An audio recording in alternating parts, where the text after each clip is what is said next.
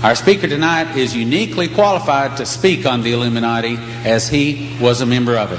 He was a Satanic high priest, second-degree Church of Satan, New Age guru, occultist, channeler, 90th degree Mason, Knight Templar, and a member of the Illuminati.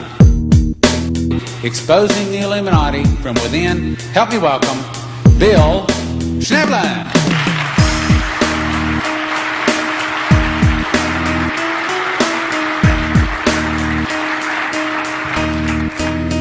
This was supposed to be my ultimate goal within both Masonry and Satanism, was to become illuminated. Because if you study Masonry, you learn that at every degree, you want more light. You're constantly seeking more light in Masonry. That's why I called my Masonry book, Masonry Beyond the Light. So gradually he was preparing me for this. At the same time, I also got involved with a group called the Monastery of the Seven Rays down in Chicago, and I learned from them that if I really wanted to progress and become a Satanic priest, first of all I would have to be a Catholic priest, because you can't be a Satanic priest without first being a Catholic priest.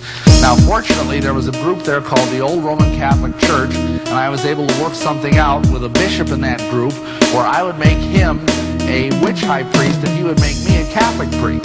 And so we had a very equitable arrangement. And so in 1976 or 77, I forget which, I was ordained to the Catholic priesthood. And that meant I was finally ready for the big moment. I was going to be eligible to become a priest of Satan. But now here's what the problem is. See, I had to sell my soul to the devil to do that.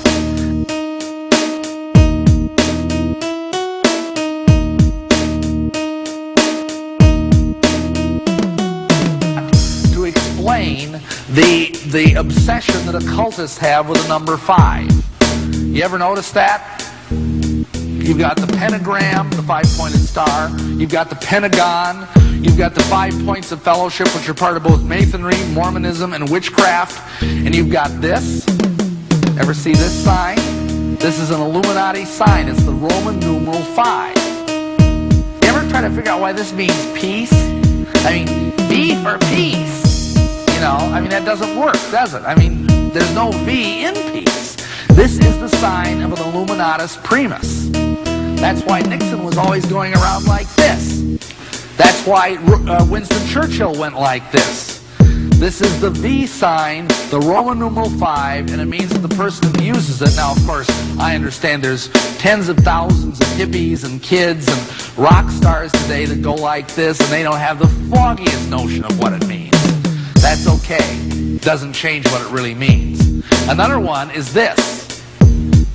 How many of you remember, some of you are old enough to remember those old mafia movies where they had the black hand? And if the mafia killed somebody, they leave a black handprint like this on the wall where the guy was hit? That's because this is a major Illuminati symbol, the 5 fingers spread out like this. And by the way, the mafia is a Masonic society. I don't know if you knew that. But it was started by a very high-ranking Mason named Giuseppe Mazzini. Or at least it was organized together well by him. The highest-ranking Freemason in America, and this guy is General Albert Pike. He's the supreme sovereign grand commander of the Scottish Rite. He's also the supreme Luciferian pontiff, which meant he was the highest-ranking devil worshiper in the world.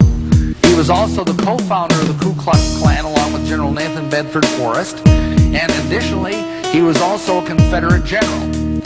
He is probably the most influential Mason in English-speaking Masonry in human history. He wrote a huge book called Morals and Dogma. And basically, what you've got with Albert Pike is the only Confederate soldier to be allowed to be buried inside the city limits of Washington, D.C. The only Confederate general who has a statue erected in his honor inside the city limits of Washington, D.C. This guy is buried in the House of the Temple, which is 13 blocks from the White House. He's only one of 2 Masons to be accorded that honor. So don't ever let a Mason tell you that this guy is just some bozo and doesn't know what he's talking about. This guy was the supreme philosopher of modern-day Scottish Rite Masonry.